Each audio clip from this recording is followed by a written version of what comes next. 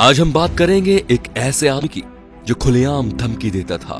एक ऐसा आदमी जो कि मुंबई को देश की राजधानी बनाना चाहता था। एक ऐसे आदमी की जिसके दरबार में विरोधी भी हाजिरी लगाने आते थे।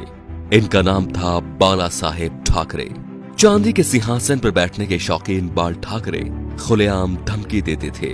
ये बात है सन 1990 के आसपास की। कश्मीर में इस्लामी आतंकवाद चरम पर था। कश्मीरी पंडितों को भगाया जा रहा था। अमरनाथ यात्रा चल रही थी। आतंकवादियों ने यात्रा बंद करने की धमकी दे दी और कहा जो भी अमरनाथ यात्रा आएगा वो वापस नहीं जाएगा। तब बाल ठाकरे ने एक बयान दिया कि हज के लिए जाने वाली 99% फ्लाइट्स मुंबई एयरपोर्ट से जाती है। देखते हैं यहां से कोई यात्रा मक्का मदीना कैसी जाती है। अगले दिन ही अमरनाथ यात्रा शुरू हो गई। सन 1992 में बाबरी मस्जिद ढहा दी गई तो बाल ठाकरे आपकी अदालत शो में आए हुए थे।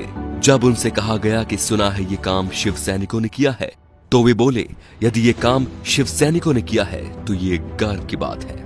बाल ठाकरे का बचपन का नाम था बाल केशव ठाकरे, जो वक्त के साथ साथ बाला साहेब ठाकरे बन गया। 1980 के दशक में बाला साहेब ठाकरे ने मुसलमानों के बारे में कहा कि ये कैंसर की तरह फैल रहे हैं और देश को इनसे बचना चाहिए। 1950 के आसपास टाइम्स ऑफ इंडिया के संडे एडिशन में इन्हीं के कार्टून छपते थे। इन्होंने 1960 में ये नौकरी छोड़ दी थी। बाल ठाकरे को हिंदू हृदय सम्राट कहा जाता था। उनका मोदी की तरह बिना देखे भाषण देना लोगों के मन को भा गया। उन्हें सुनने के लिए लाखों की भीड़ एकजुट हो गई थी। बाल ठाकरे जब किसी का विरोध करते थे तो दुश्मनों की तरह, और जब तारीफ करते थे तो ऐसे कि जैसे उनसे बड़ा कोई मित्र नहीं।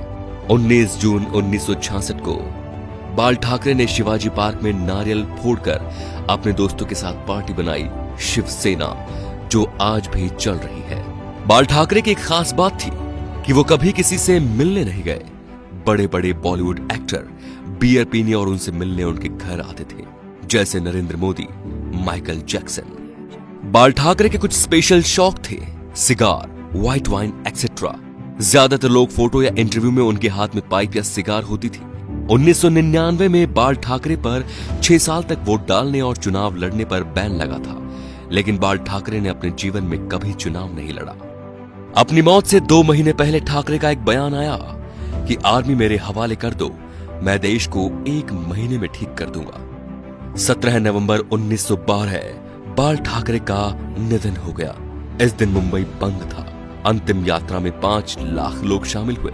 थोड़ी थोड़ी देर बाद एक आवाज उठती है, बाला साहेब। लाखों लोग चिल्लाते रहे, अमर रहे। बाल ठाकरे ना तो मुख्यमंत्री थे और न सांसद, फिर भी उन्हें मरने के बाद 21 तोपों की सलामी दी गई, जो राष्ट्रपति प्रधानमंत्री को मिलती है। ये रुतबा था बाला साहेब ठाकरे का। तो दोस्तों, ऐसे शेर दिल हिंदू सम्राट के लिए वीडियो को शेयर जरूर कीजिए और उनकी महानता को फैलाइए, ताकि आज जो शिव सैनिक या हिंदू उनके सिद्धांतों को भूल चुके हैं, उनके हिंदुत्व की रक्षा का संकल्प याद दिलाएं। जय श्री राम दोस्तों।